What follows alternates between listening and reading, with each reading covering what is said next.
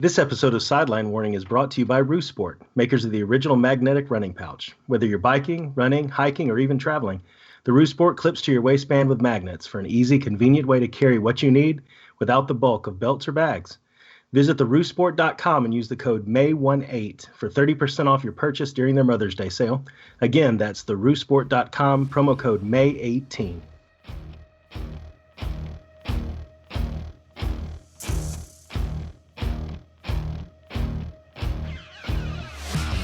Ladies and gentlemen, this is Sideline Warning, the show where sports takes are sure to go way too far into the field.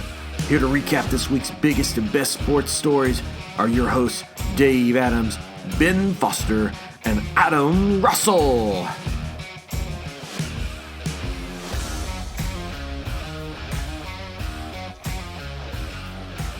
Welcome to Sideline Warning, guys. This is episode 25, and this is going to be a doozy of an episode.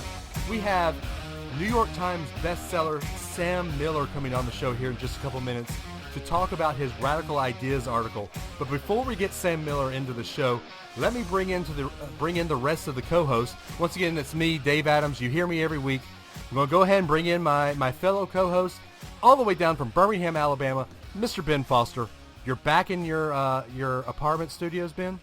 Yes, I am back in the normal studio, which should hopefully lead to improved sound quality this week. Well, someone else who always sounds good, all the way from Orlando, Florida. Well, not really, St. Cloud, Florida. Adam Russell, welcome into the show, Adam.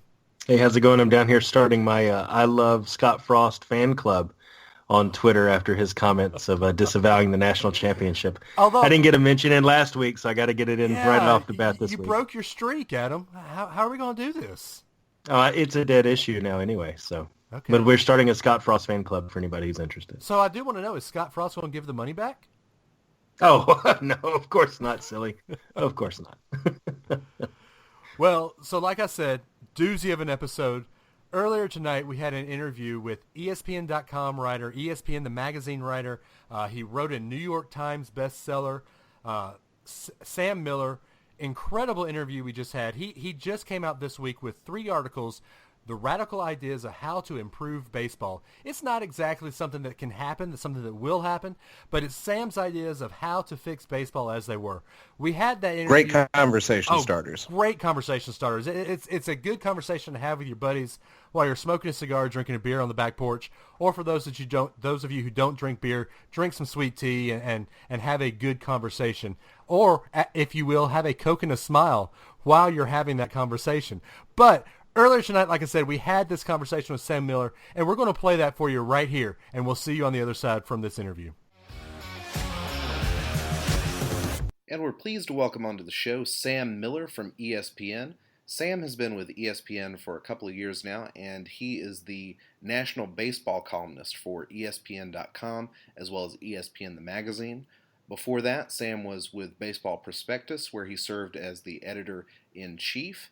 And along with Ben Lindbergh, he is the co-author of the book The Only Rule Is It Has to Work, a book where it tells the story of how he and Ben Lindbergh worked as general managers for a minor league baseball team, the Sonoma Stompers, and they helped that team try to improve their baseball club one summer. So that is Sam Miller, and we're glad to have him on the show. Welcome in, Sam. How are you doing? I'm doing very well. Help is a generous word there. Well, Sam, we're happy to have you on the show, and the reason we've got you on the show is we wanted to talk about your Radical Ideas series that you just published this past week on ESPN.com. It's a 3-part series, and as you said in one of the articles, these are not ideas that are intended to make it to the commissioner's desk, but more ideas that are supposed to be conversation starters about ways to improve baseball. And so you actually put out 3 separate articles for the Radical Ideas series. The first radical idea being, what if every MLB team made it to the playoffs? The second idea being, what if MLB players were paid on commission?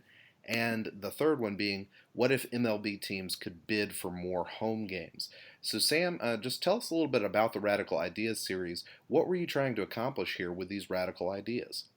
Well, these, I think that all of these are, like you say, not likely to happen anytime soon. And we talk a lot about things that maybe are likely to happen soon or could happen soon, sort of incremental changes that we're more used to. And those conversations are also fun, but they usually have a lot more to do with the politics of the decision and how much can you do things to fix maybe a small problem without actually changing anything and making people uncomfortable. And I wanted to sort of talk about ideas for the game that are sufficiently unrealistic enough that we don't really have to talk about the politics or get bogged down with the incrementalism or the implementation of it, but really talk about the principles underlying both those changes in the game itself. I thought that these would be really good ways to talk about what makes the game work, what each interest group in the game I guess gets out of the sport, and how we can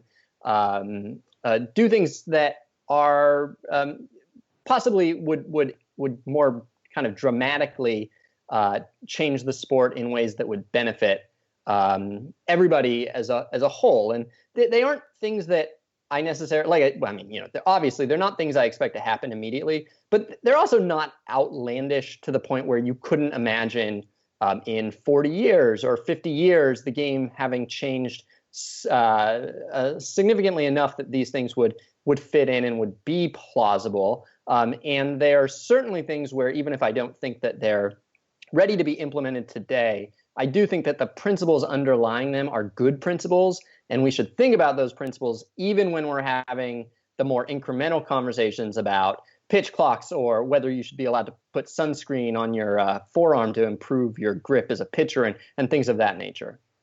Well, Sam, real quick, before we get into the actual articles themselves, I do have to bring this up. It sounds like in our pre-call talk here that you're an old school baseball guy. Why does baseball need changing? Is there a problem with baseball the way it is right now? Oh my. Is there a problem with it? I mean, you could play baseball exactly as it is, and I will watch lots of hours of it almost every day. And so in the sense that it needs changing, no, it's a very healthy sport. Revenue in the sport is very good. Competition level is good. We're always surprised by what happens. I've been watching for 37 years. We've been watching for more than a century, and we still find new and interesting things that happen every day. So it doesn't need anything. Absolutely not. I do think that there are things that could be improved on. And as much as, each of us has some spot on the old school, new school spectrum, or traditionalist versus, kind of less traditionalist spectrum, there are obviously ways that the game has always been changing.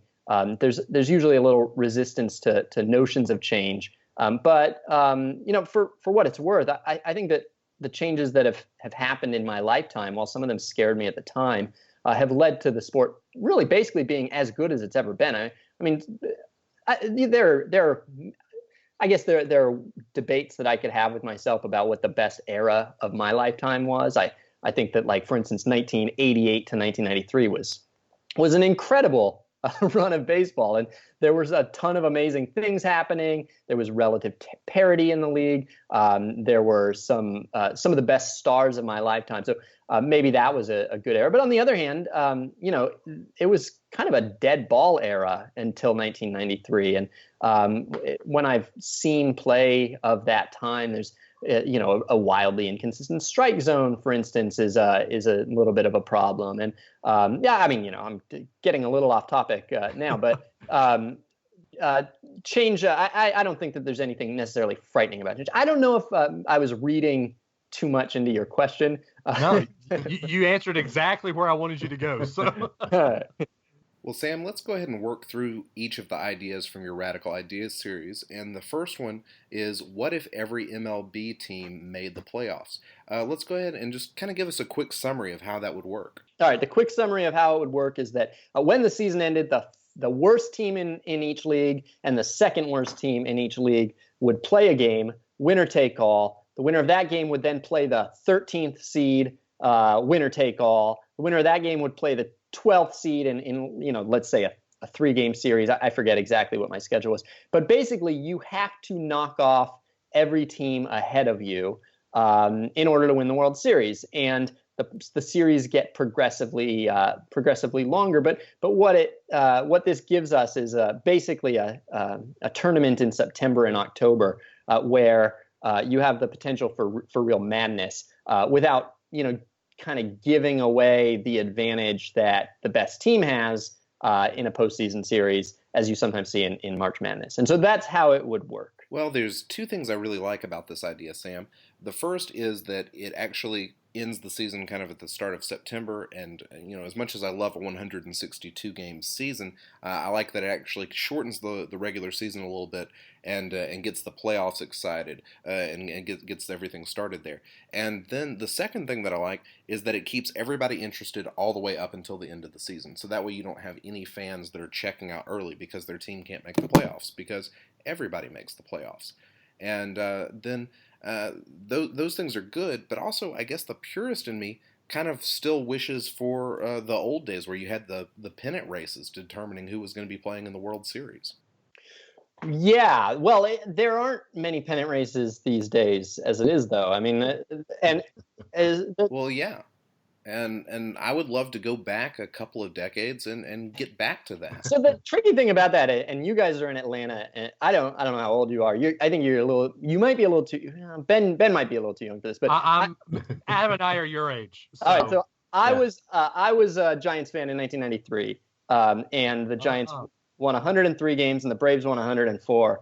And it was the greatest pennant race. I mean, it was the greatest pennant race since 1951, and despite being, that was the last year before they expanded the playoffs to 4 teams in each league. And despite it being the most crushing baseball moment of my life up until 2002 at least, and being, I mean, the last day of the season it might have been the worst day of my life at that point with all the perspective I had as a 13-year-old.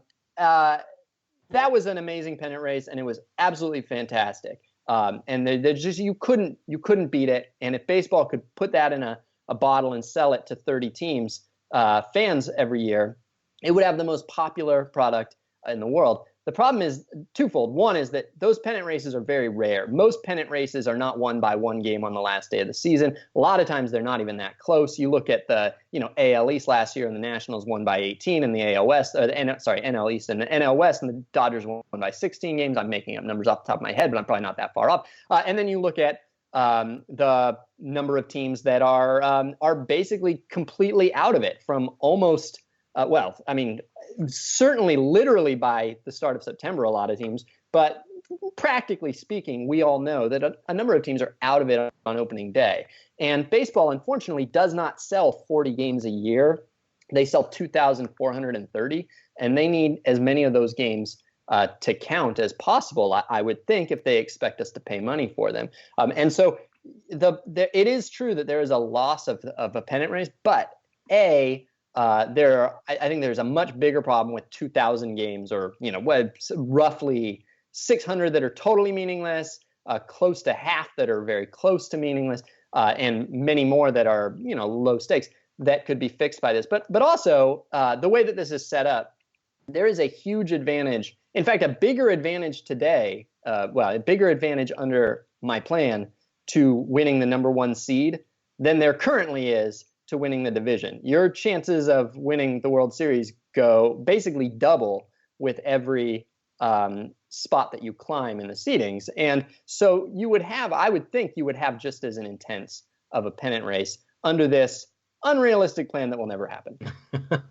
Well, that's what I like about it is when you think about, there are other sports out there, and I'm going to use NASCAR as a reference, assuming that falls under the category of a sport, which is something we've talked in the past. But I mean, NASCAR changed their rules to where there's a certain point in the season where everybody gets reset, and you still have some kind of advantage based off of where you're placed, but it makes the races towards the end of the season matter. So I think the spirit of it is there. And I like exactly what you said, in that it doesn't really matter. You have to be constrained about how you pull it off, but just the idea is there, of course. And I totally agree that those late season games for a number of teams need to matter more. And I think that's one way you go about it for sure. Yeah. And the early, I would say the for an increasing number of teams as well, the early season games need to matter. And right now, baseball is having a very hard time selling early season games because you have a third of the league going into the season essentially uninterested in winning, as the Braves were for the last few years. And it's really, I mean, I've heard that the players' union is somewhat is sounding an alarm about it this year because a number of teams' attendance is down, even when controlling for the weather. You have the A's and having their lowest attendance in a game in 15 years a few weeks ago. And the A's aren't a terrible team or anything like that, but they start the season and no one's actually expecting anything of them. They're not pretending that much, and it's hard to sell all those games. And so I think that this might have not been as big of a problem 20, 30, 40 years ago. But teams have really started to separate themselves into the trying teams and the not trying teams. And when half the league or a third of the league is not trying, it's hard to sell. Well, I agree, Sam. I think that's one of the best reasons for this idea is that it keeps teams involved and keeps them in the mix. Now, I've got a question about the schedule. It sort of seems like some of the top-seeded teams would have some sort of downtime right there at the end of the season before they actually play in the playoffs. Don't you think the teams will object to that, having that downtime right before they have to stop and then have to ramp back up before playing again? So they would tell you that it's hurtful, and the full plan is a lot more complicated because of this, because I tried to reduce that. And so, if you're really interested, you can read the article and you can see how many things I tried to do to solve this. But there would still be about like a week and a half for the number one seed have to sit idle, and they would not like this. And they would at least say they do not like this. And I don't really have a solution for that other than to either hope that the culture changes and that they would actually decide they do like it, which is possible. Like, it seems kind of good to get a little break, but it's tricky. It's that's the downside. That is actually the of all the things that look like downsides in a plan like this, that I think is the hardest one to deal with, and the one that is kind of most probably true. So I don't know how to fix that. Can you? Yeah, well, the only thing I could really think of is maybe having some sort of like side pool for the top seeded teams, where maybe the teams are playing and they're not eliminated from the playoffs if they lose, but they can improve or they can raise or lower where they are in the standings. So maybe the 1 seed plays the 4 seed, and if the 4 seed wins, they get to actually move up to being the 1 seed or the 2 seed or something like that. So they can improve their standing, but they in the process they're never actually eliminated from the playoffs.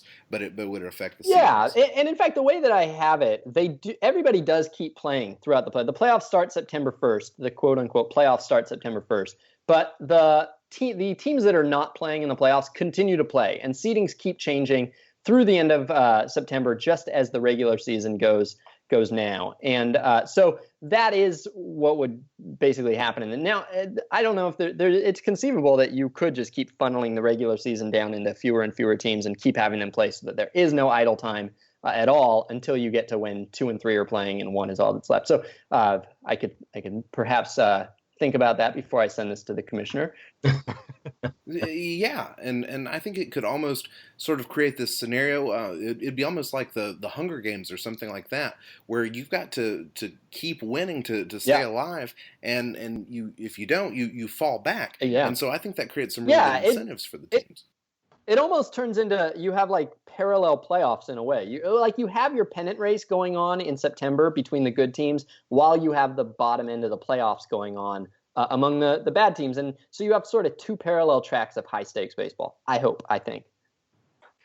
So, Sam, I do want to bring up one thing too. You mentioned a earlier playoff. Are we doing just a 1-game playoff until we get to like the 7th or 8th seed, or how are we working that? I've got it ramping up, and I created a Google Docs spreadsheet to make sure that it would all add up. And I have not looked at that Google Docs spreadsheet since I made it, but it's like basically like 1-1-1, 3-3-3-3, 5-5-5-5, and then The LCS, I think, is 7, and the World Series is 7. And all the home games, every game is in the home of the higher seed, so that you get a little bit more revenue for being a higher seed. So that's an automatic payoff. But also just because travel would be really hard in this condensed, and also because this is not that easy to pull off. In some series, the last 2 games would be a doubleheader if necessary, which would be to me very exciting. And I think it should be hard to win the World Series if you're a low seed, and this makes it harder. And so I think that's actually a feature. But of course, that's another reason why the Players Association would not be that into this. They hate doubleheaders. But I think one of the things that I really like about this is that it helps out the teams that have performed better on the season, and creates some extra incentives for them to do well and finish the season strong. I think what we've seen over the past few years with the wild card races is there are teams that are trying to make the wild card, and so they have to be hot at the end of the season just to win the wild card. And as a result, the hottest team in the playoff winds up being the wild card team. And we've seen that in recent years where it's a wild card team that goes to the World Series or maybe even wins the World Series. And so I like this because it finally creates some incentives to be good at the end of the season and be playing your best baseball if you're the highest team going into the playoffs. So I'm excited about this. I agree. Well, Sam, you said this idea would probably not make it to the commissioner's desk. And so if this idea, is too radical, what would the idea look like that'd be more of a watered down version of this that we might actually see implemented in a few years? I think that a somewhat more realistic version would be, instead of having basically a 14 or 15 stage postseason, if you had basically a losers bracket playoff where maybe the bottom 8 teams, maybe the top 6 teams or whatever make it, and then the bottom 9 or the bottom 10, if the league expands, play in a losers bracket before making it, before getting to play. Kind of like the extra game that they added to the NCAA tournament. That seems a little bit more plausible to me. It's not nearly as long. It doesn't have the kind of weirdness of having the regular season and the postseason existing side by side. The tricky thing about baseball is that ideally you don't want the worst team in baseball to win the World Series. Like, that would be generally speaking, that would be a failure of the process. And you want, it'd be great if it happened like once every 125 years. And but that's the kind of thing you'd be talking about for ages. You'd be talking about it forever. It'd be forever, right? I mean, like a team getting hot, just imagine, seriously, imagine if the Cincinnati Reds got hot in September and won the World Series. Like, that would be because they played, 16 stages and beat them all. They beat every major league team. That'd be an incredible, America would stop what they were doing and watch the Cincinnati Reds destroy every other team for 2 months. But like I said, you want that to happen about every century or two, and you want to make it really, really hard for that to happen. And baseball is such a crazy sport where, a 3-game series, a 5-game series, even a 7-game series isn't a reliable test of talent. And even if you kind of tried to make it hard, if all the Reds had to do was win 4 or 5 postseason series to win the World Series, they'd actually probably do it every 20 or 30 or maybe 40 years. And so it's probably not hard enough. You need to make it really, really hard, while also giving them enough of a chance that they can kind of dream about it. Well, Sam, I think one of the other things I could see being, perhaps one of the unintended consequences of having everybody make the playoffs is that you lose the midsummer excitement of the trade deadline, because teams aren't trying to make trades to make their teams better or worse, because everybody's making the playoffs. Yeah, it very well might. It'd be part of the calculation that every team would have to make. I would hope that it would mostly kill off dramatic tanking.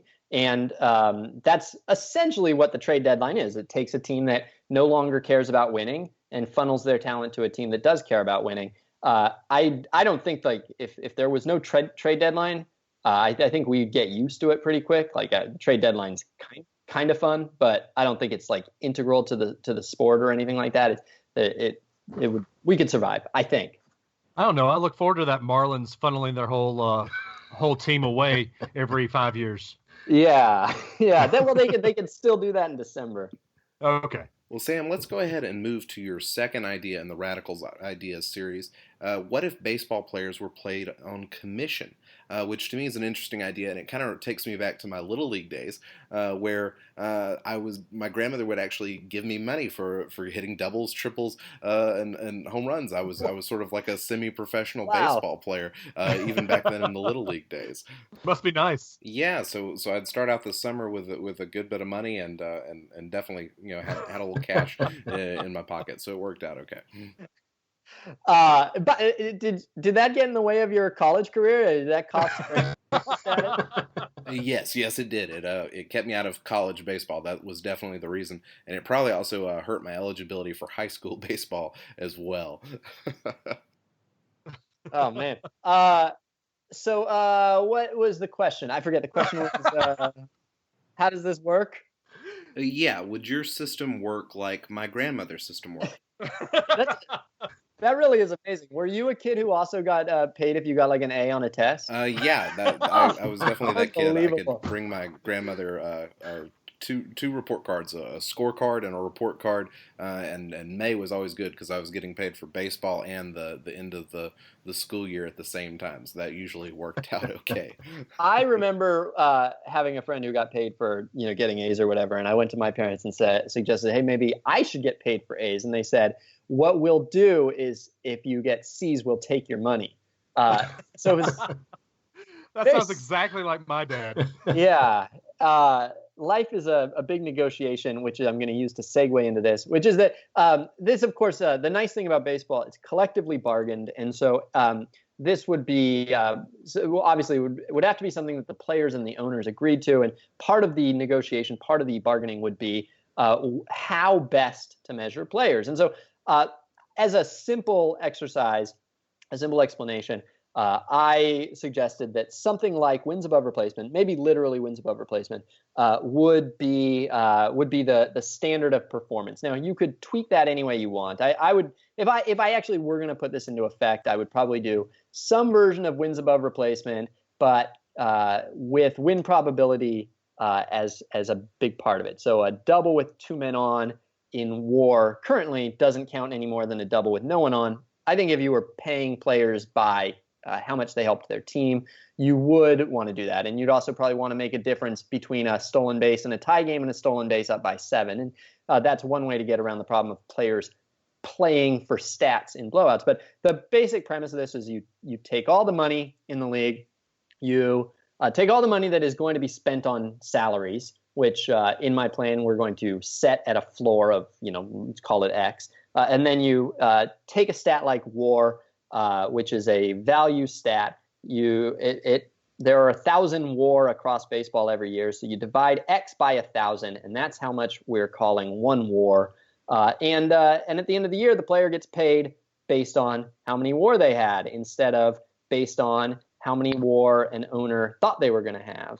So that's the simple explanation. There are more complicated details that I go into that will probably make me sound even more like a raving madman if I get into them. But that's the basic idea. And the reason that you would do this, well, there's a few reasons you would do this, but the main one is that I find that the way that baseball players are paid right now is not that good for their happiness. You have essentially two kinds of players. You have players who are underpaid because they haven't hit their free agency, or because they're having an unexpectedly good year, or because they were a late bloomer and so they play their peak before they hit free agency. And so those guys, or because they sign in a long extension because they didn't want to go through the risky process of waiting for free agency. And so these guys are underpaid, and that's sort of a bummer for them. They are worth more to their team than they're getting paid,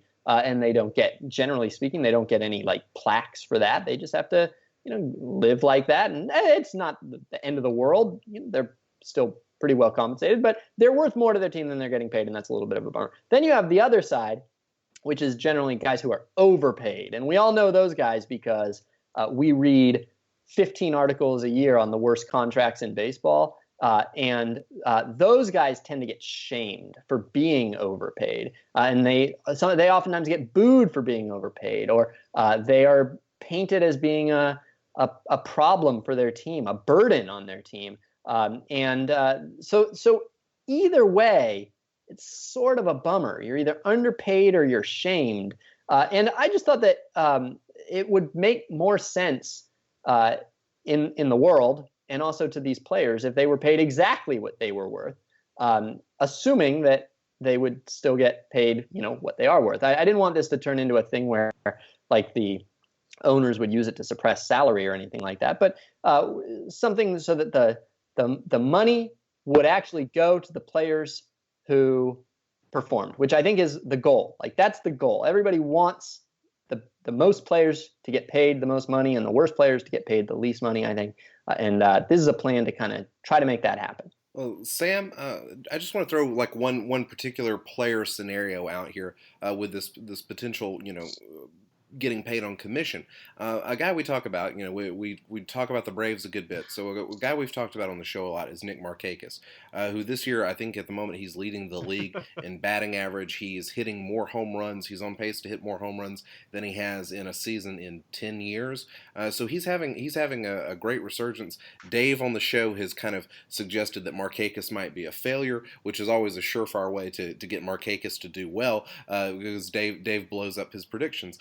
So with a guy like Markakis having a year like this where he's doing so much better, how would this commission plan work for a player like him that's having a great season? Well, it would go up a lot. Yeah, I mean, Markakis is I would imagine Markakis is a perfect example, although I don't really know. I don't know what it's been like to be a Braves fan in the last few years. I don't know whether he's been criticized a lot. I mean, that deal was kind of criticized from the day it was signed as like kind of a weird deal. This team that wasn't very good, didn't look like it was going to be very good, suddenly gives a 4-year deal to a guy who was on the downside of his career. And it seemed like a sort of a strange overpay. And he hasn't, he up until now, he hasn't been that good. I would imagine that Braves fans, when they talked about Nick Markakis before this year, mostly kind of groaned when they mentioned him. Is that fair? That's very fair. Well, I guess I'm the sort of a Nick Markakis apologist. I always want to defend him. I think he's a good player, and I think that he does a good job. And he hasn't been perfect the last couple of seasons, but he's contributed. And well, this season he's doing well. Okay, so that's good. All right, so they 1 out of 3.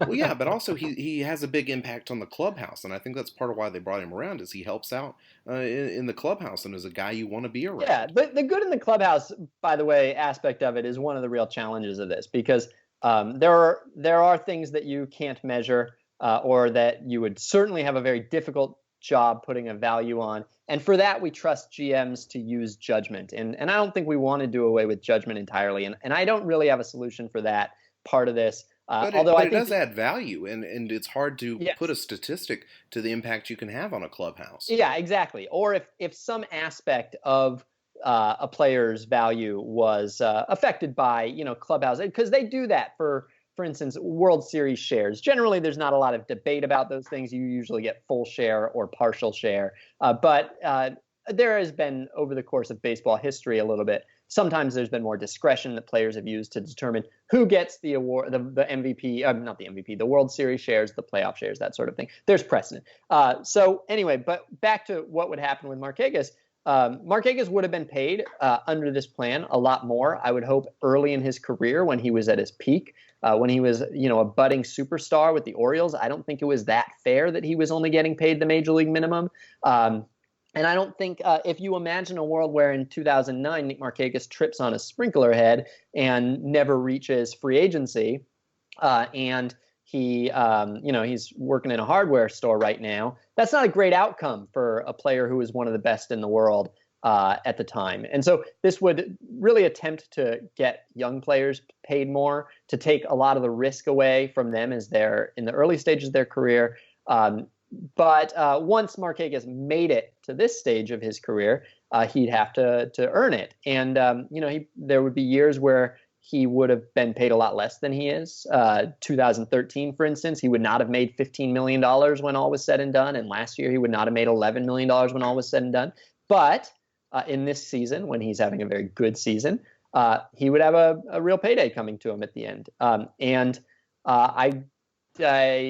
guess it's tricky with individual players. I don't know if Nick Markakis would hear this scheme and think, well, that's good for me or that's bad for me, or whether he would care. But I think in the aggregate, it would make sure that the best players get paid what they're worth. That I speculate, based on some behavioral economics, that this would actually increase overall pay, that there would be more money for players generally speaking, and so it would be good for the collective body, while certainly costing some individual players who cash in and then immediately get quite poor some significant money, of course, which is the nature of moving money around, unfortunately. Well, Sam, the Braves are currently benefiting from having guys like Albies and Acuna that are so young that they've got their contracts for a while and they're getting paid far less than what they're probably worth. But we don't want to make it all about the Braves when we're talking with you. I think of a scenario with like the Chicago Cubs and some of these other teams where they have a lot of young talent, like Chris Bryant and Anthony Rizzo, where they've got these young guys that are tied up in long-term contracts. They're definitely saving a lot of money with these guys. So how does it affect a team like that, where they may have young talent on cheap contracts? So they the way that the system works, if you're a small market team and you're worried that you're going to get walloped at the end because your guys have good seasons, it's not an issue under the perhaps unsustainable plan that I created, because it's complicated, but a bunch of I should really have figured out better ways of explaining these ideas before I came on. I feel like the explanations kind of work in text, but I sound nuts when I say them out loud.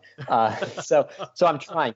Anyway, the short answer is that teams would have to would acquire players by convincing the players that they should play for them, that it's not as much about the money for the players, but about finding the spot that is best for them. So that might be the place where you're going to have the best shot at everyday playing time. It might be where you're going to get to play your natural position because you're not blocked by somebody else.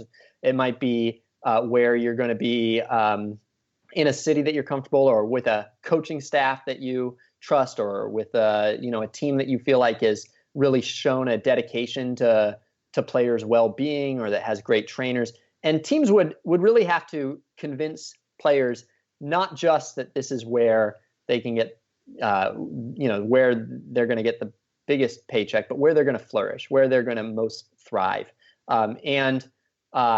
So, for every team, it would be about having that conversation with players and saying, we want you to have the best career you can have. You want to have the best career you can have. And this is why we're going to be that. Instead of saying, well, we have a, payroll space because we've been tanking for the last 6 years, and we're under the luxury tax threshold, and therefore we're going to throw the most money at you, regardless of whether it's the right city for you. I don't know. That might be a somewhat pie in the sky idea, that those conversations would happen between players and clubs.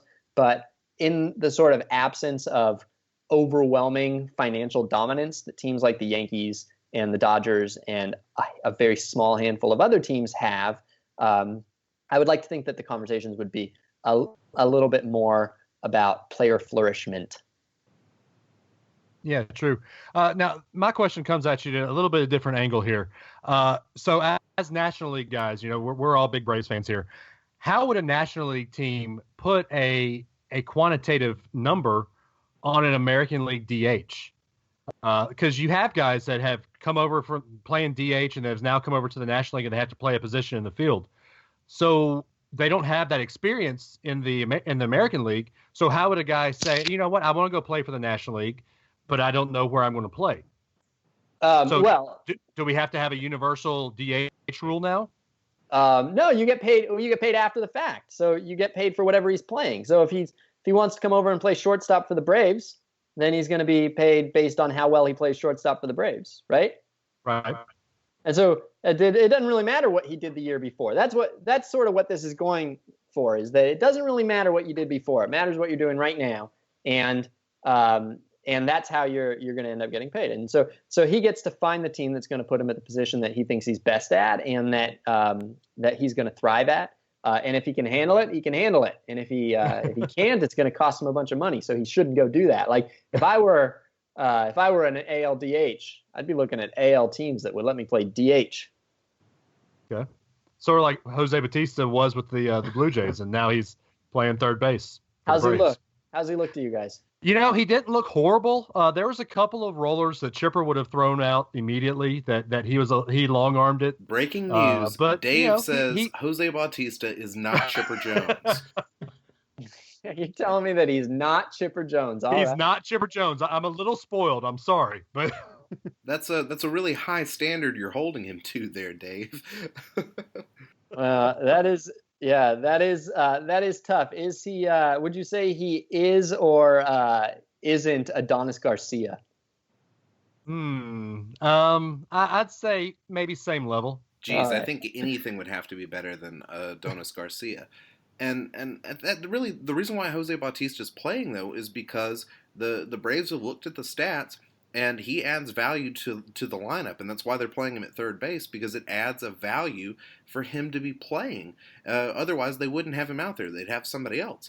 But his bat is valuable enough. They've looked at the stats. They've done the calculation. They've looked at wins above replacement, and they've determined that it makes sense to have him in the lineup on a regular basis. And so, Sam, I just want to ask, is wins above replacement really the best way to think about this, the best stat to use, or is there something else that you might use that would be a better way to determine which players could be paid on commission?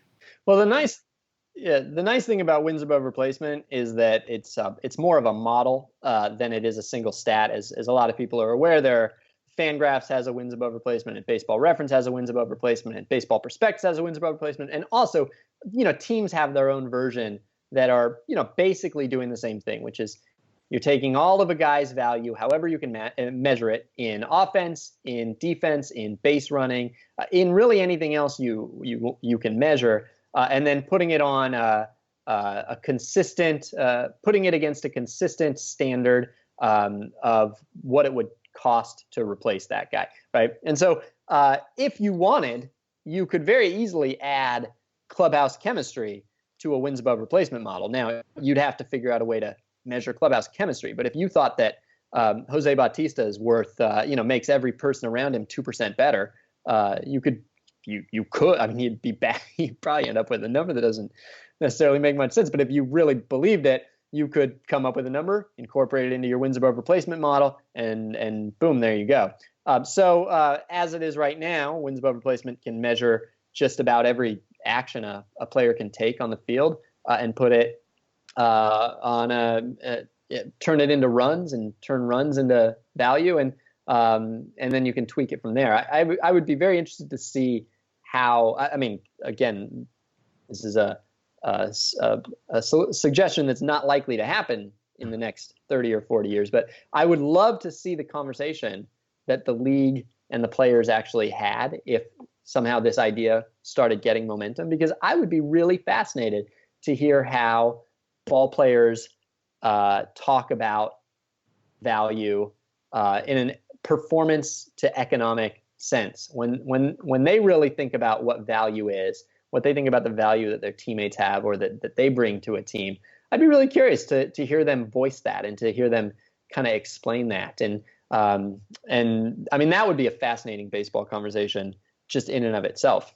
Yeah, I agree. I think it's got that factor to it where you'd almost have to bring in a butt-in seat stat of some sort. So you got the clubhouse, you have infield, but which player at the end of the day is really bringing in the people if you can tie that to an individual? Because like right now, if you look at just WAR, you'd have Andrelton Simmons making almost twice of what Ohtani would make in Anaheim. And in Atlanta, you'd have 3 pitchers making more than Ender Inciarte. So I agree. I think it's a good starting point. I think you've got to factor in several other things as long as it's consistent at the end of the day. But it's got to be something beyond WAR, like you're saying. Yeah. Well, Sam, I think you touched on this a few minutes ago when you kind of mentioned the Players Association and the collective bargaining agreements. You've said this is really going to be difficult to sell, and that's going to be one of the biggest challenges with this. What's standing in the way of getting something like this to happen? Because it seems like there are some advantages where it would be useful to both the ownership and to the Players Association. So what does it take to really get them on board with an idea like this? Well, so right now, I mean, we just came out of a free agency period where there were a lot of headlines about the lack of headlines. There were a lot of guys who were having trouble finding contracts. And I think what you sort of started to hear whispered a lot was that there's always been this economic system in baseball where you play for way less than you're worth for 6 or 7 years. And then you hit free agency and you get paid quite a bit more than you're worth. Like, we've always known that free agents get sort of overpaid, that a lot of those deals don't turn out that well. And then, of course, that rookies and young players generally before free agency are way underpaid, and that's like the key resource to have when you're building a team. And this was almost like a social contract between the owners and the players, where like they would agree to keep giving free agents big contracts that turn out bad, and then the players would continue to let them underpay new union members who are rookies, right? And this year, the owners or the GMs basically said, we're not really going to overpay for free agents anymore. It's not good for us. It's not, we'll let some other team do it. And that social contract started to break down. And if it gets to a point where there's a collective bargaining period where the amount of total revenue that players are getting is just going down because owners are just refusing to pay anybody after free agency, they're going to have to look for a new model. The don't pay young players, instead overpay old players model will have broken down. And at that point, when you start getting into discussions about how to pay young players more, then, in some ways, almost anything is open. But I mean, I think that owners would prefer not to have a lot of risk, and paying free agents hundreds of millions of dollars introduces a lot of risk. But paying young players also introduces a lot of risk because they're young, they haven't proven as much. And if it turns out that a big priority for owners is to reduce risk, and if it turns out that a big priority for baseball players is to make sure that when they play well, they get paid, there might be something in here that works as a middle ground. So guys can actually get paid by the hit. I mean, certainly, here's the thing. The half measure here is that right now, incentives clauses are very limited. You basically can't get an incentive clause for performance. You can really only get incentives for playing. So you can have an incentive in your contract that says if you start 30 games, you get a $3 million bonus. If you appear in 500 at bats, you get a $200,000 bonus. Whatever. Other than making All-Star games, winning MVP awards, that sort of thing, you can't say if you hit 30 home runs, you get X, or if you strike out 200 batters, you get X. That's not allowed. And so are you trying to make this more like an NFL type contract where if you rush for 1,000 yards, you get a bonus at this point in time? If you throw for 4,000 yards, you get this bonus. Is that kind of where you want to go? It's not exactly where I would want to go, but that could be that's sort of a bridge where you would really loosen up the incentives if players thought that was the best way to get paid, to tie their performance to their pay like that. You could see a loosening up of those incentives rules. And that's sort of the same idea that I have, except on a much, much, much, much, much, much smaller scale. Well, let's go ahead and move on to the third and final idea from the Radical Ideas series. Sam, the idea here is, what if MLB teams could bid for more home games? And I've got to say, just being honest here, this is probably my least favorite of the three ideas. I think the first two were pretty easy to get on board with. Playoffs, better play for players. Those things seemed pretty good to me. But the radical idea of teams bidding for more home games. It just seems like the rich are getting richer. New York's going to buy out Tampa Bay, and then at that point, New York's got all the home games, and it just seems like the team that's already in good shape is going to keep stay in good shape and keep things going for them. I'm not sure about this, Sam. Can you try to sell me on this idea? That's interesting. I would like to think that everybody likes two of these and hates one of them. And for what it's worth, I like two of them. And then the pay players for compensation one, I don't know about that one. That was the one I found most interesting. Well, that's good. See, as long as everybody likes two different ones and we're covered across the board, I mean, I would say that that's a pretty good outcome for this series.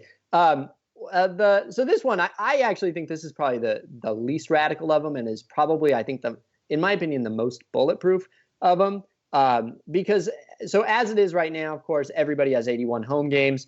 That's kind of weird. Imagine if you had like a snow tires manufacturing company, and there was a law that said you had to ship equal amounts of snow tires to Minnesota and Miami and Los Angeles. So just think about how that model would hurt everybody, right? It would hurt you as the manufacturer, because you're not going to be able to sell nearly as many snow tires.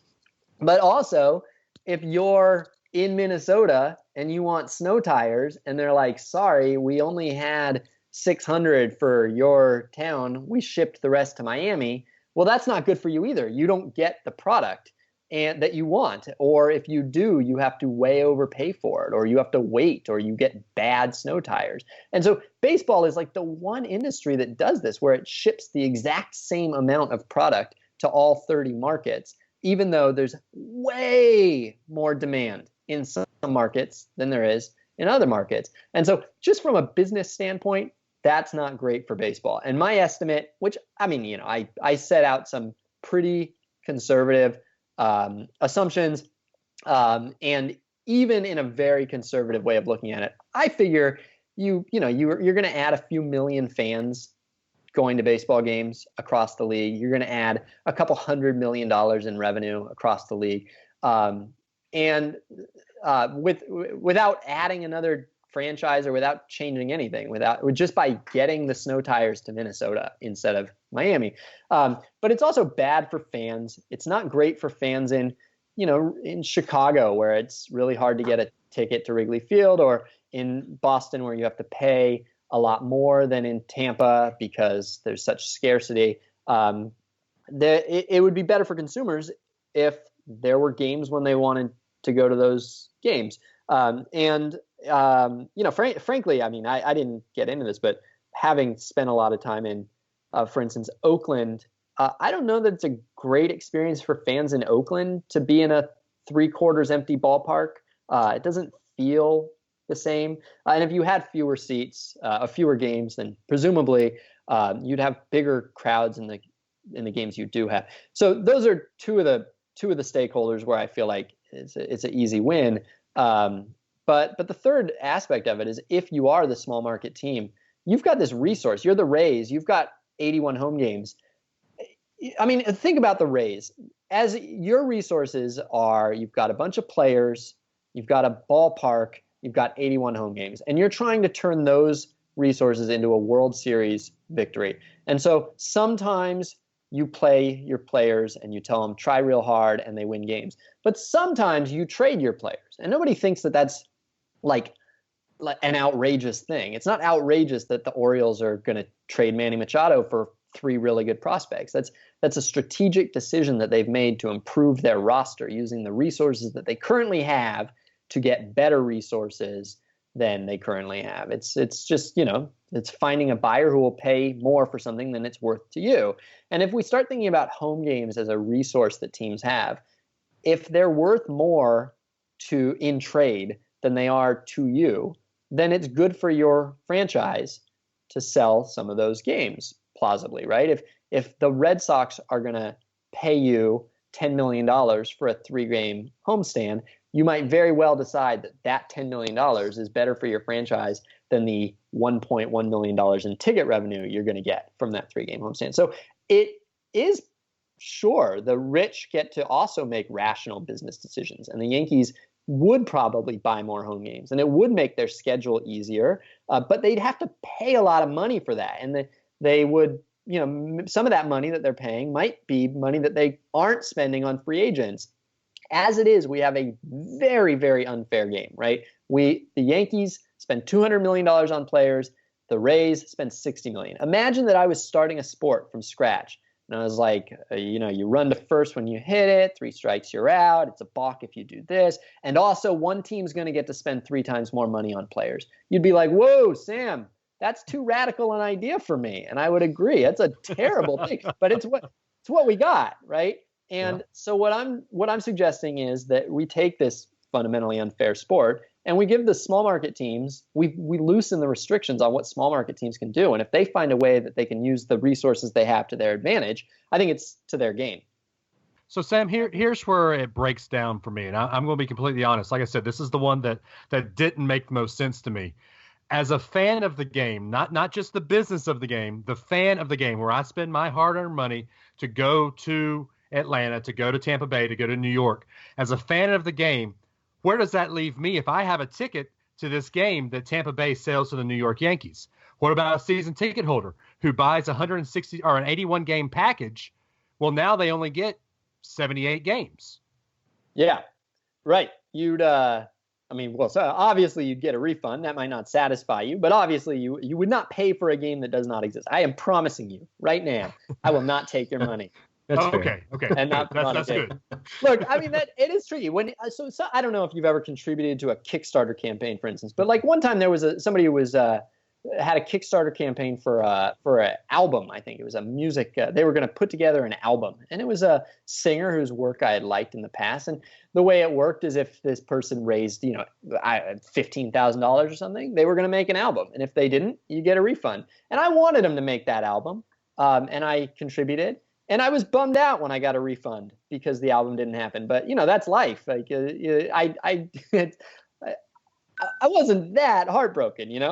I hoped that he would make it, and when he didn't, I thought, all right, and I got my money back. And I sort of threw out that you could bid on a game up to 2 weeks before it's played, and maybe that's just way too late. Maybe these all need to be closed up before the season starts so that you can, make plans, and so that you're not going to lose a game that you bought tickets to for, next Thursday night or whatever. And so maybe that it helps with that. But the 81, you wouldn't get it. Some cities wouldn't get 81 games. They would get fewer than 81. Now, would it be 71? Would it be 80? Would it be 62? I don't know how many teams would sell. And if it got to a point where the Rays sold their entire home schedule, well, you can come back to me and tell me, Sam, you did it. That's a terrible idea.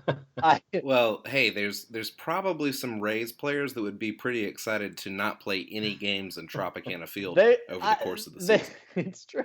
Nobody likes Tropicana Field. It's true. It's weird. Isn't it weird that everybody loves Wrigley and nobody likes Tropicana Field?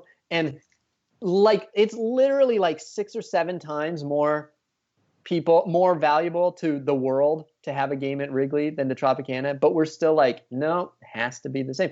It feels weird to me. Well, Wrigley doesn't have any ceiling tiles falling out of the roof on you. Yeah. So anyway, the point is that I agree it would be somewhat disappointing. I think that it as a Rays fan, there's a healthy amount of disappointment already baked in. And I would like, the idea of this is that it would be good for the fans and good for what I guess the consumers across the 30 parks. And if you think there's a hole in it, then I would agree. I wouldn't want to do something that wasn't fan friendly. I think that that in the aggregate, my goal is always just to raise the total amount of happiness in the world. That's what I think is the goal for all of these. I think I did it. I think this raises the total happiness in the world because it's a lot better if you're a Cubs fan or really a fan of of a lot of cities. But I also think it's a little bit better if you're a Rays fan and your team has a way of digging out of a hole, a financial hole a little bit. But if I'm wrong, I'm wrong, and I'm on your side. I will disavow completely if a set of assumptions leads us to believe this is wrong. Well, I'll say what you've done here is you've actually had a conversation with the United States about what we can do to fix baseball, or quote unquote fix baseball. And so I don't say you're wrong in any of this. I say you've done exactly what you've set out to do, is you have started this conversation that people want to have. Yeah. And the nice thing is that, like, again, because none of this is going to happen, like, we can just talk about it, you know? And like, it's good to, I think it's really good to talk about these sorts of unrealistic things, because you can really get to the core of like what you value in the game. And it's been nice. I've gotten to hear what you guys value in the game, and where some assumptions that I might have made that are based on my perspective of the game are different than yours. And certainly as a person growing up in a different market than you, I have a different experience with the game than you. And so it's fun to talk about it. If I found out tomorrow that Rob Manfred was so excited by these that he's going to start working to have them happen, I would be very scared, because it really is scary sometimes to talk about changes in baseball, because someone might actually listen to you and do something like that. I don't really feel like that's a concern right here. That said, if you don't like the third one, that's a little bit troublesome, because I think that's by far the one that's most likely to happen in my lifetime. It would. Oh no, I could definitely see it happening. Yeah, it wouldn't surprise me at all if sometime before all of us are dead, this is just taken for granted as a fact of the sport. I mean, like I mentioned in the article, this is how non-conference games work in college football, and it's not even considered radical. Yeah, that's very true. And we're deep into the heart of college football land, so they basically, that's our Bible. So yeah, exactly. And so they're talking about, they're buying home field, in non-conference games, basically, right? I mean, yeah. So anyway. Well, Sam, we just want to thank you so much for coming on the show and taking the time to just talk through the Radical Ideas series with us. These are some really interesting articles that you've put out here in the past week, and it like you said, it's here to start the conversation, and that's what these are. These are really great conversation starters, and really interesting ideas to play around with. And we just appreciate you taking the time to come on the show, discuss the ideas with us, and have the conversation with us. So thank you, Sam. We appreciate it. Yeah, absolutely. Happy to do it. And thank you for being patient with some of my explanations. Well, thank you, Sam. He is Sam Miller from ESPN.com. The series, the Radical Ideas series, a 3-part series. So hopefully maybe he'll bring some more radical ideas in later, but just a 3-part series. And if you want to follow Sam on Twitter, it is @SamMillerBB. Is that correct, Sam? That's right. Well, thank you, Sam. This was great. We're going to go ahead and take a break, and we'll be back here with the podcast just a little bit after that, here on Sideline.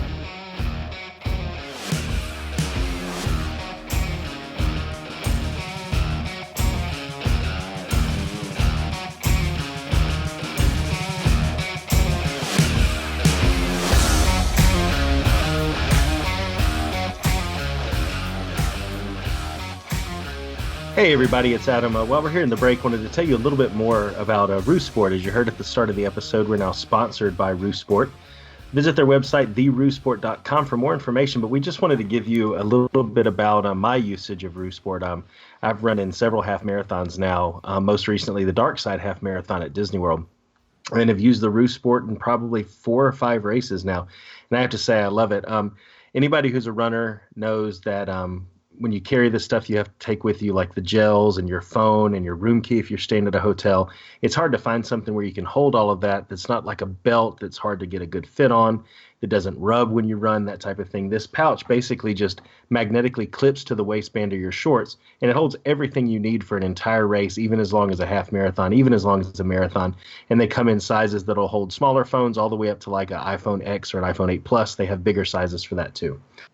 And so we just wanted to tell you a little bit more about that, because I know I enjoyed my use of it, and I hope you get something out of it too. And I think, Dave, you even mentioned something about you didn't even notice that I had anything, right? Yeah, I didn't even notice that you had a belt on. In fact, when I first started running, you and I had this goal of doing this Dark Side Half Marathon. You told me to go out and get a belt because I'm going to need that. I'm going to need waters to carry. So I went out and got a belt, and there was no way that I could run with that belt on. Then you showed me this Rue pouch that you purchased that I didn't even know you had on until halfway through the race. You're pulling these beans out of what I thought was your pocket at first.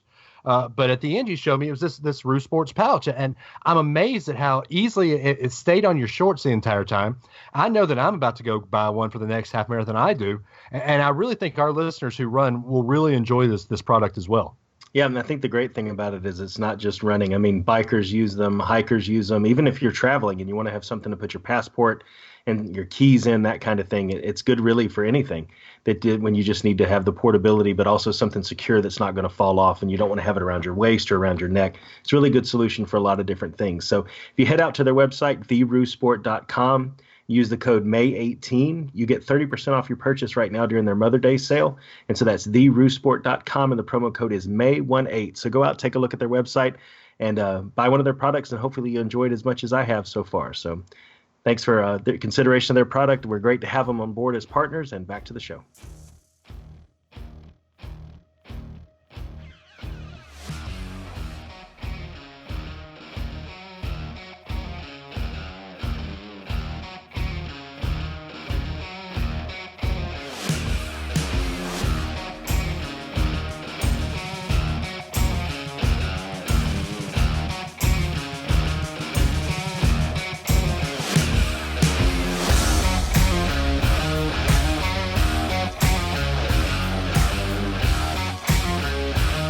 Welcome back from the break. Hope you guys enjoyed that segment with Sam Miller, ESPN.com writer and ESPN The Magazine, also New York Times bestseller.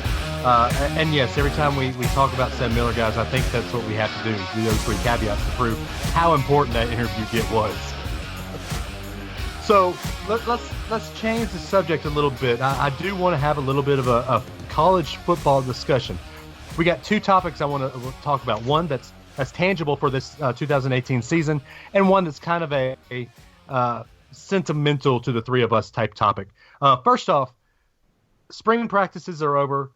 The huge lull until media days is upon us. So let's look back at spring practice, and let's talk about ranking the SEC teams 1 through 14, or let's do 14 to 1. Now that spring practice is over. Is that something you guys think we can do? Let's do it. I think so. You guys watched all 14 spring games, right? Several times. Yeah, I did a couple of analyses. I brought in some offensive line help. I've talked with Cole Kublik a couple of times. No, I don't believe any of this. No. No, don't. But let's go from 14 to 1. I think that's going to be a little bit easier. At 14, I've got Vanderbilt. Anybody else have anything different? No, I've got to put Vandy there. Okay. At 13, Adam, I'm sorry, your wife is not going to like this answer. I've got Ole Miss. Anybody else? No. I'll call her on a burner phone to give her the bad news. Ooh, I've actually got Arkansas because I think the Arkansas rebuild is going to take a little bit, and Ole Miss at least has some sort of semblance of athletes on their team. So I've actually got Arkansas as the 13th spot. Okay, I kind of like where your head's at because at number 12 I have Arkansas.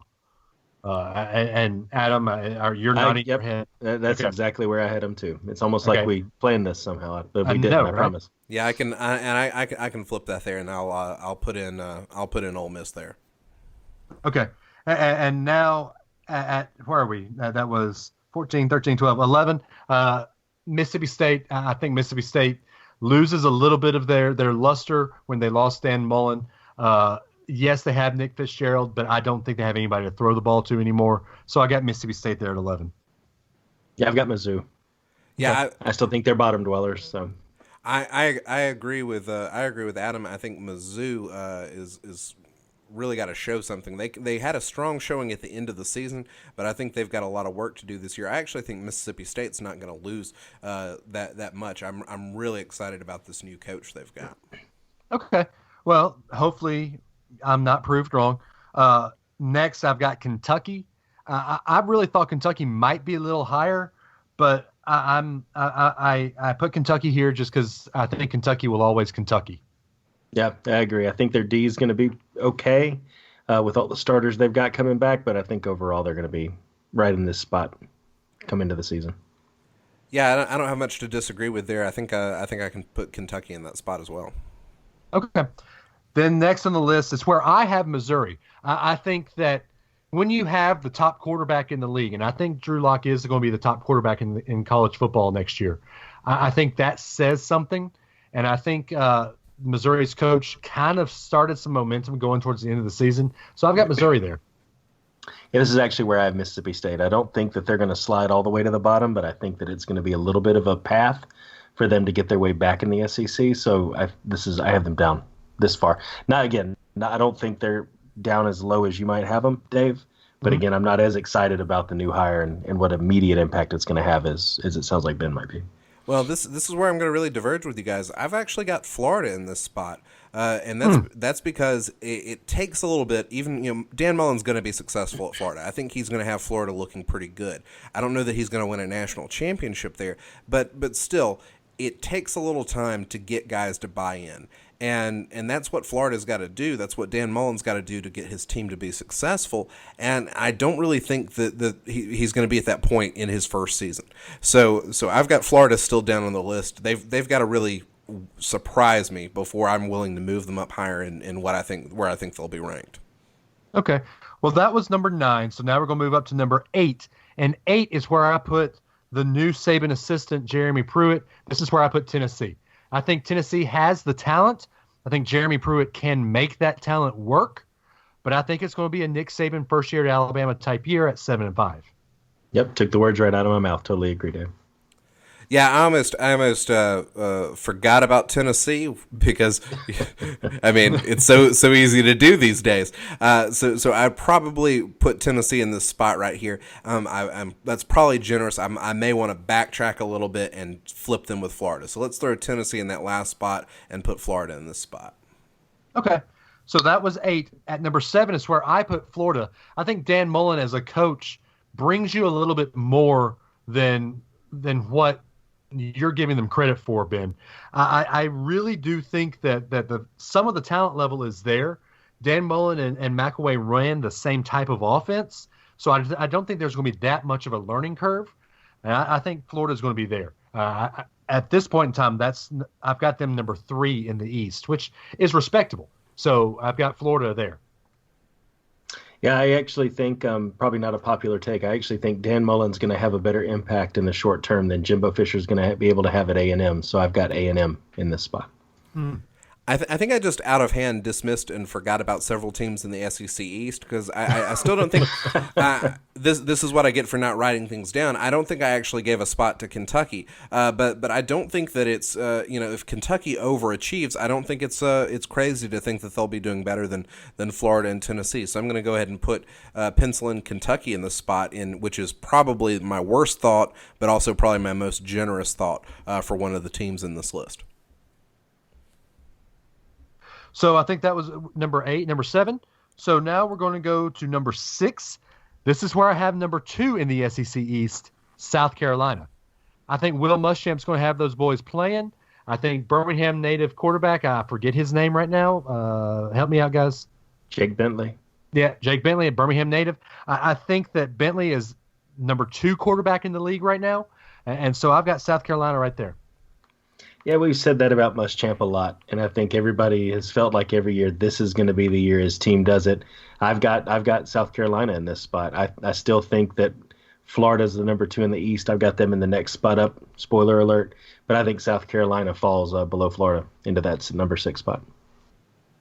I've still got Mississippi State on the board where I haven't really placed them, so I feel like this is a good a spot as any to drop Mississippi State into the list. So I'm very optimistic about what they can do. I don't think they're going to miss a step as much as a lot of these other teams that are putting in new head coaches this year. So I've got the Bulldogs here. Okay. So next coming up, I've got Texas A&M here. I think Jimbo Fisher, unlike you, Adam, I think Jimbo Fisher is probably the first coach that has a chance to beat Nick Saban, the first Saban assistant that has a chance to beat Saban.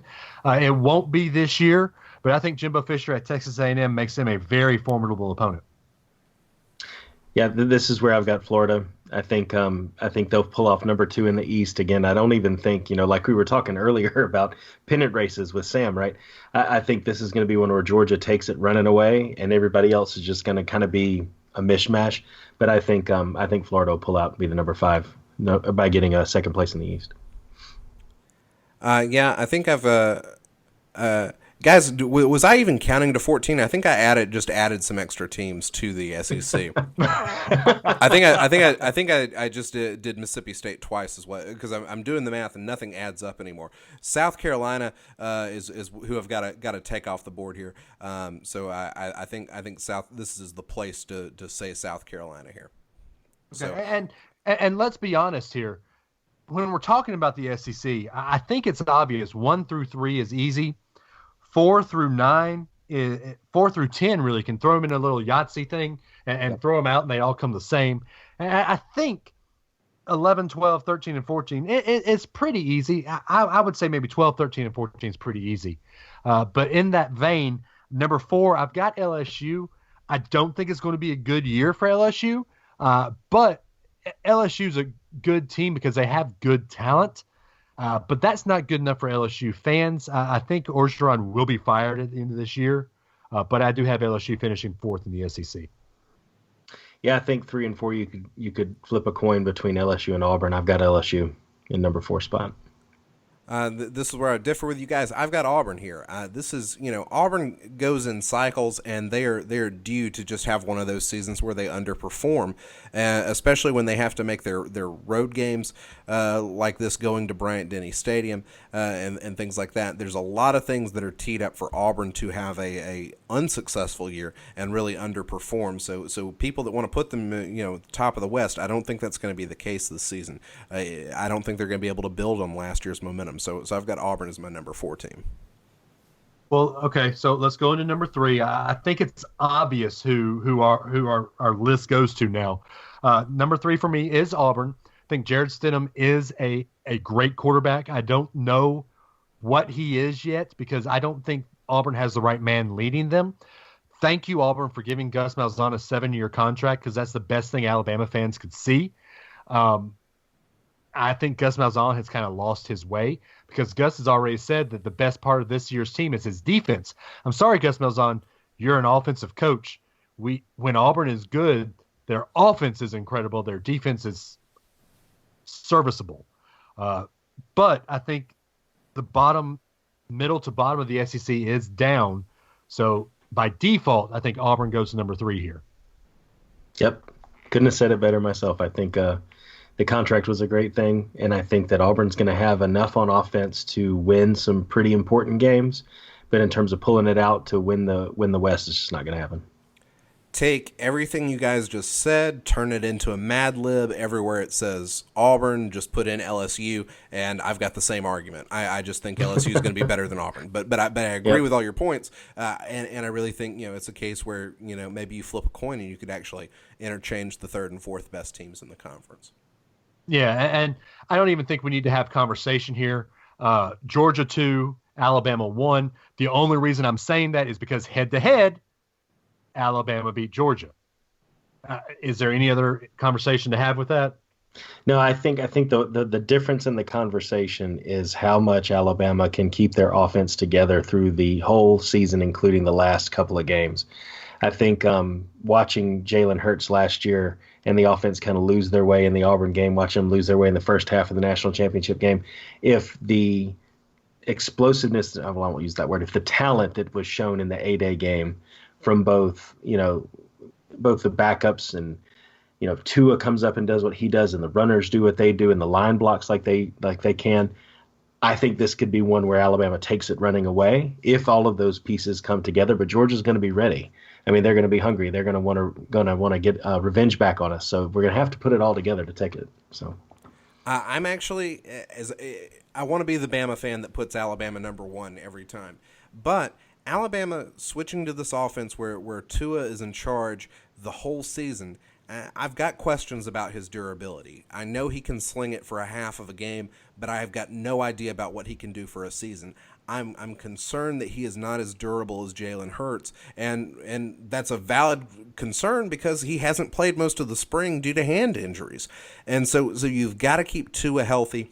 And also on defense, I've got the utmost confidence in Nick Saban's system, but I'm also worried about where the leadership's going to be on defense. I think this could be a very good defense, but maybe not Saban's best defense. Even though I want to be optimistic about how good of the athletes are out there, I've got to put Georgia there because I feel like Georgia may actually, I've got to put Georgia as number one. And the reason why is I feel like Georgia actually has a little bit more continuity in their offensive game plan. And the defenses are for both teams are going to be good. They're going to be very comparable. And so I think the X factor is going to be the offense. And I know Georgia's trying to replace their running backs, but their running backs are much more replaceable than changes on quarterback play and what happens to Alabama's offense if Tua's not on the field. So I'm going to give the advantage to Georgia based just on durability alone. Okay, yeah, that I can understand that argument. My counter to your argument with that, Ben, is Georgia lost pretty much all of that defense that was so daunting. And I know they have pieces in place that they can plug and play because Kirby Smart is a great recruiter. But when you lose a guy like Roquan Smith and you don't have the depth that Alabama has as of now because of what Saban's done in the past, I still say that Georgia defense isn't going to be near as good as what Alabama's going to put on the field. Well, Kirby Smith's had a couple of great recruiting classes, and so I actually think that the changes on defense when you lose guys like Deron Payne and Minkah Fitzpatrick, Rashaan Evans, when you think about these key players that are gone for Alabama, I actually think the changes on defense for both teams are a wash because they've got athletes waiting in the wings, but what we don't know is just who the stars are and who the leaders are on both of those defenses. So for me, I make the defenses a wash, and it comes back to offense, and I just think Georgia's going to have more offensive continuity than Alabama. Yeah, I can see your point. I don't agree with it, but I see your point. So this is a reverse of last year where you kept putting Georgia ahead of Alabama. Now I'm the guy putting Georgia ahead of Alabama. Last year it resulted in a national championship for Alabama. So, so can I go ahead and say that Alabama's a failure? Just to put that out there, Alabama's a failure. There's some things you can't call a failure, even though we would love your magic to go ahead and guarantee the team a championship, Dave. So we can't reverse everything. Yeah, one thing we can't call a failure is our memories. I saw somebody posted this on Twitter, and it was a long a chain of Twitter posts. It was basically of your entire existence of watching sports. What is your favorite memory from your favorite team? I'd say the three of us are big Bama fans. I think big Braves fans, and then we also follow other teams. But I'm going to throw it out there. It doesn't have to be Alabama. It can be the Atlanta Braves. It can be it could be the Green Bay Packers. It can be Adam was a fan of the Eagles or the Cowboys, whichever era he wants to follow. So let's throw it out there. Adam, if you'll start us off, what is your favorite sports memory of your 37 years of life? Yeah, I put a lot of thought into this one, man. And I would default to the 92 National Championship because I've grown up listening to my dad talk about the Bear. I grew up listening to how great Alabama football could be. And I wanted to jump to that one. But I have to say that it's actually two things, well, actually a stretch of things in one experience. The 2009 season with Rocky Block, and then the next week we play LSU, and Julio breaks that long touchdown. And then against Auburn, we come back at the end, and you have the drive. And then in the national championship game, Marcel's pirouette move, Marcel Darius' pirouette move where he scores the touchdown. All of those things just together, you hoped that Saban would bring some of that back, that we could reclaim that magic. And every one of those, you were like, wow, maybe we can do this. Wow, okay, against LSU, maybe we really can do this. Then against Auburn, holy cow, we're going to the SEC championship game. Then we make Tebow cry. And then we go meet Texas in the Rose Bowl. All of that together was just one long season of just believing again that it was back and that we could do that. And I would say my Alabama fandom and that of my dad and even my son now hasn't been the same as it would have been otherwise. You think if we hadn't blocked that field goal, or if Julio hadn't have broken that touchdown, or they hadn't have had the drive, how would things be different now? We can't say that they would or wouldn't be, but it could be that we didn't believe as much, So yeah. I would say that season with that string of major events in Alabama football history is probably one of my favorites. Okay. That's a cool one. Ben, what do you got?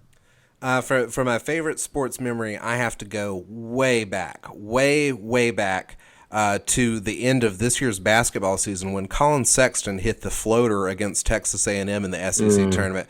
Greatest sports memory ever. I have never had a greater sports moment than the enthusiasm of Colin Sexton getting the floater there. Are you being serious? I think he's trying to draw you out. It's literally, I just want to see how much I can freak out Dave. That's my greatest sports moment, is freaking out Dave. No, I have so many that are individual moments. As a Braves fan, it is so hard for me to think of things much better than when Sid Bream slid into home. Because that's one of my absolute earliest baseball memories. I'm going to make you guys feel a little old here, but to me, I'm like, I get it now. I now see why baseball is so fun. It was always like, baseball's really cool, and then it was like, yes, this is amazing. So Sid Bream unleashes a multitude of baseball memories. So that's really special. There are two specific Alabama touchdowns that are significant for me. One is the Marcel Darius interception for a touchdown against Texas, because I was in the end zone that Darius ran to. And I smacked my friend, and he had one of those ticket protectors around his neck, and in the process I ripped my shirt open on his ticket protector with a little metal clasp. So that's a great memory, and to experience that with one of my best friends was really cool. And then in the shutout national championship of LSU, I am confident of this. There's no way to prove it, but I am confident that when Trent Richardson scored the only touchdown of the game, we locked eyes as he ran into the end zone. So I will never forget locking eyes with Trent Richardson and pulling him across the goal line, because there was no other way anybody else was getting across the goal line if I had not made eye contact and willed him into the end zone. There you go. I have to say, Sid Bream was up there too, but the problem is my mom let me stay up late, watch that game. It ran in, past my bedtime at the time, right? And I fell asleep at the top of that inning. I've actually got one similar to you, Adam. I'm in sixth grade at the time. I think you were what, seventh grade? Yeah. Because you're a grade above me, even though we're close to the same age. I was in sixth grade at the time. The game had gone so late that I was a huge baseball fan, but the game was going so late that my mom and dad made me go to sleep before the game was over. So they knew how much I'd be upset if I missed it. When Sid Bream got on second, they ran upstairs and woke me up and brought me downstairs. I came downstairs just in time to see Francisco Cabrera hit that hit and Sid Bream do his best hustle impersonation, because he had no muscle bone in his body. I am not fast. And I will say this until I'm blue in the face, and I hate saying this. That man was out. If we had instant replay in baseball in 1991, Sid Bream was out. Oh, Dave, you're killing me. You're killing my memories. You're killing my memories, gosh, Dave. Man. Go back and watch. He did not slide under that tag. My apologies that my aside led to the complete decimation of one of your favorite memories, Ben. I'm so sorry. No, but you're ruining my childhood here. So I could have gone there. I could have gone to my first ticked off moment of sports when Kent Herbeck lifted Ron Gant's leg off of first base to will the Minnesota Twins to beat the Atlanta Braves in the World Series. I could have gone to a myriad of Alabama 1992, watching the national championship game, probably my first football memory, watching that national championship game when George Cheek stripped the ball. I vividly remember my dad jumping up out of his chair and grabbing my Basset Hound's front two legs and dancing a little jig with my Basset Hound as George Cheek is running into the end zone for the best non-real sports call, because I have to say Dave dancing with a Basset Hound is definitely my new favorite sports memory. It wasn't me, it was my father doing that. Okay. I was young. time. Dave's dad dancing with a basset hound is now my favorite sports memory. It's like a Disney movie. Yeah, right? Exactly. But I'm going to go with one that the game really didn't mean anything, but because of where I was watching it and who I was watching it with, it is my favorite sports memory. And I think that's what we have to talk about is sports memories don't always come because the game meant anything. Sports memories don't come about because the game was memorable. It's about who you were watching it with. Dave, I love that game in Coleman Coliseum where you went with me too. That was a lot of fun. We were appreciate that. The Von Braun Center, not Coleman Coliseum. But anyway, one of the biggest reasons I am the Alabama fan I am is because of my grandfather, my mom's father. He passed away my freshman year of college. But all of the memories I have of Alabama football are him and my great grandmother, who I talked about on the show a couple of weeks ago. But it was the 1994 Alabama-Georgia game, Jay Barker versus Eric Zaire. The final play of the game. I always had this tradition when Alabama was down, I'd get ticked off. I'd go in the other room in his study and turn on their little 12-inch, 13-inch TV and watch it there so I can throw things without my dad getting upset at me at the time. But when Eric Zaire, when Alabama got the ball back, Jay Barker drops back to pass and sees Todrick Malone streaking down the sideline. I think the game was at Bryant-Denny Stadium, which is a rarity in the early 90s. Finds Todrick Malone for an 80-yard bomb. As the time ticks off of the clock, Alabama wins the game 29-28. I remember my papa just dancing around the house. Him and I met in the middle of the house because he knew what I did when I snuck off to watch the game with the small TV. And then I knew that Papa was the guy that I can watch games with. And every game I didn't go to, in fact, I didn't go to many games at the time. Every game that we watched was over at my papa's house. We'd drive to the other side of Monrovia at the time, and his big Florida mid-ceiling TV, it was at the box TV that was huge at the time. We'd sit around and watch games, and I'd go to the other room when Alabama eventually made me mad because mid-90s, Alabama wasn't good. But I knew at the time Papa was the guy I can watch games with. And that's why 1994 Alabama versus Georgia is my favorite sports memory. Yeah, and I think that's why the 2009 season holds so much for me is we've got a group of people here in Orlando that get together and watch the games at sports bars. You know, we rotate every few years.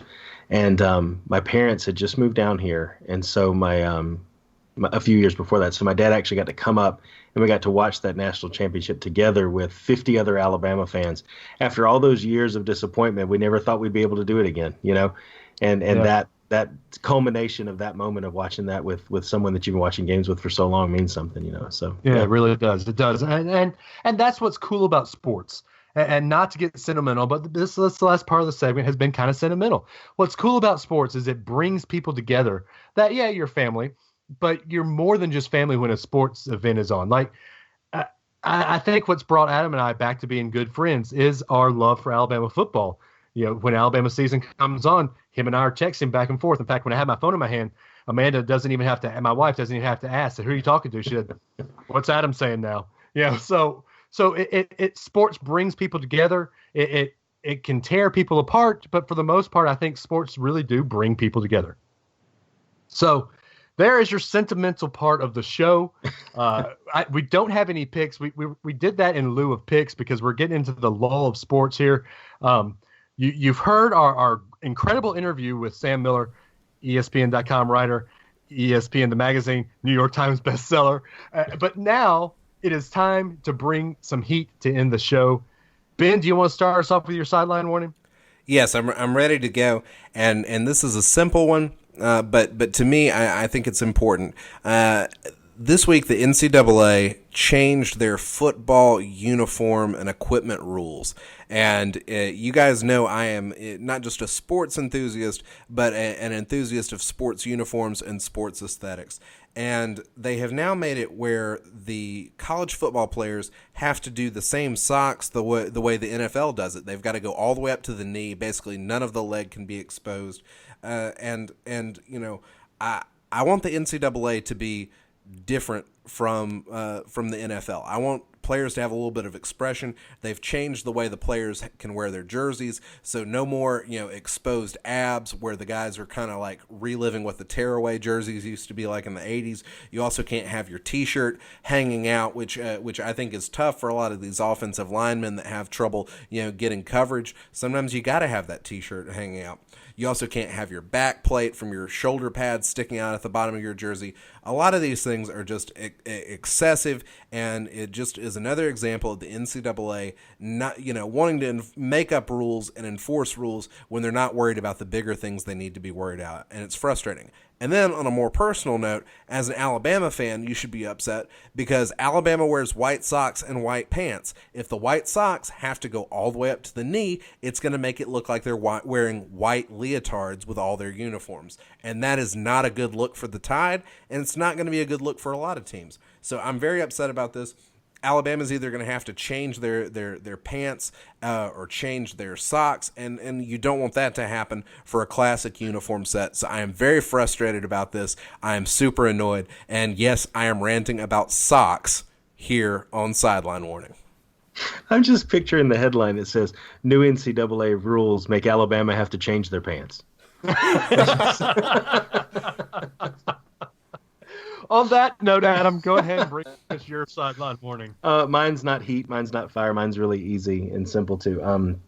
Went fishing with my son. Yes, fishing is a sport. And he caught his first fish over the weekend. And just really cool to be there for that and see the look on his face and how he's starting to get interest in that kind of thing. So I'd say to everybody out there, I know it's getting in the summer. I know it's hot out there. The fish may not bite as much as you want, but boy or girl, doesn't matter the age, take your kid fishing. Take yourself fishing if you don't have kids, and get out and enjoy nature, and just take some minute out in the quiet and get away from everything for a little bit, because it'll do you some good. So there's my Sideline Warning. Well, your Sideline Warning kind of feeds into what I was going to talk about. Thank you for the segue, Adam. Here we are. I talked about it just a couple minutes ago. We're in the lull of sports. This is the time when spring practice is over, when football players kind of get a little antsy, and especially college football players, they get a little antsy. They decide they want to go out to the bars. Here's my advice to you, Mr. College football player. Instead of going to the bars, listen to Adam's advice. Go fishing.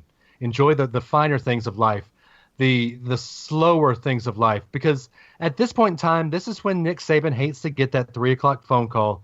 Hey, this person got picked up by the TPD. You need to go bail them out of jail, because that means that the players aren't doing what they're supposed to do. There's so much free time on their hands that it's not scheduled out. So, Mr. Football Player, my Sideline Warning goes to you. Go fishing. Enjoy the finer things of life. Enjoy your teammates. Don't enjoy your teammates at a bar. Your friends will be there later. They'll understand. Your job right now is to keep yourself out of trouble. I'm just amazed how much progress we can make in a week's time, because Dave is sitting here saying, don't go to the bars, instead go fishing. And just last week we had a Sideline Warning about the Predators who brought in Titans offensive linemen to drink beer off of a fish. So don't drink like a fish. Go fishing instead of drinking. That's a great message, and we've made a ton of progress in just 7 days' time. Good work, everyone, all around. Well, there you go. You've had our progressive Sideline Warnings. Adam, if people want to talk to the show, how do they call the show? At 931-44-BLITZ. Call it up. We got a Google Voice number set up. It'll ask you to leave a voicemail message, so leave it there. We'll play it on the show. We'll talk about the topic you bring up and give you our thoughts on whatever it is you want to talk about that's sports related. 931-44-BLITZ. Give it a call. Leave a voicemail. We'll play it on the show. That was 931-44-BLITZ. The last 2 weeks, we haven't had anybody call the Blitz line. We need to make that a thing, because we need to talk sports. We want to interact with you guys. Another way to interact with you guys is join our Facebook fan group. It's easy to find. Sideline Warning Facebook fan group, or Sideline Warning fan group on Facebook. You can also interact with the show on Twitter. We're at SW The Show. I am at DAdams419. Ben is at the Ben Foster. He thinks he's at the Ohio State University, but he is at the Ben Foster. And Adam, we're going to get you tweeting more. You're at Run Tide Run. Yes, I am. Very small Twitter presence, but it's there. we're working on Adam and getting his social media prowess up. Also, follow the show at SW The Show on Instagram. We put up our show notes. We talk about, we're going to have a lot this week on Sam Miller and his radical ideas to change baseball. Oh, I'm sorry. Sam Miller, ESPN.com, ESPN The Magazine, New York Times bestseller, Sam Miller. That says, what was the quote that he said about us, Ben? I believe what was that quote? I believe he told us after the call. He said, "I had to check you guys out. I listened to the podcast, and you guys did not sound like jerks." So that's a major feather in our cap. So here we go. Endorsement. Yeah, listen to Sideline Warning. We don't sound like jerks. But anyway, guys, we love you guys. We love the fact that you've stuck around for 25 episodes. And look, I didn't mention it yet. I kind of said it on Facebook.